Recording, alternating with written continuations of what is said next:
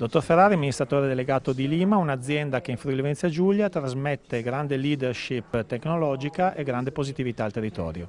Qual è il vostro segreto? Esportiamo il Made in Italy e quindi l'italianità nel mondo, ma lo facciamo grazie a una fortissima leadership tecnologica.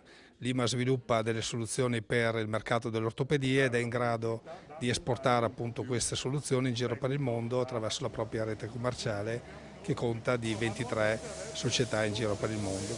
La forza di Lima, come dicevo prima, è la tecnologia, la qualità, un prodotto estremamente innovativo che trova grande soddisfazione sui mercati grazie all'eccellenza relativa appunto allo sviluppo dei prodotti. Devo dire che da questo punto di vista la regione Friuli Venezia Giulia ci ha aiutato molto nel corso di questi ultimi 15 anni con dei finanziamenti ad hoc che ci hanno consentito di continuare a sviluppare i nostri asset tecnologici. Quasi decuplicato il fatturato nell'arco degli ultimi 15 anni, quali sono i prossimi obiettivi? I prossimi obiettivi sono continuare questo percorso di crescita e di creazione di valore.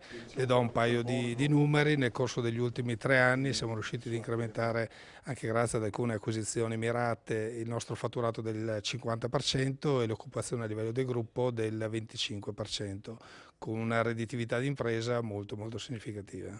Assessore Panariti, la Regione ha voluto visitare un'azienda efficiente, un'azienda efficace, un'azienda che dona al territorio comunque positività.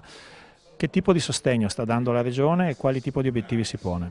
Per quanto riguarda la ricerca, la Regione è intervenuta proprio per quanto riguarda il finanziamento delle macchine che permettono la produzione di protesi ad personam, fatte sulle persone per casi particolari. E credo che si tratti di un'azienda molto importante, un'azienda innovativa, capace di avere radici sul territorio e di guardare verso mercati globali.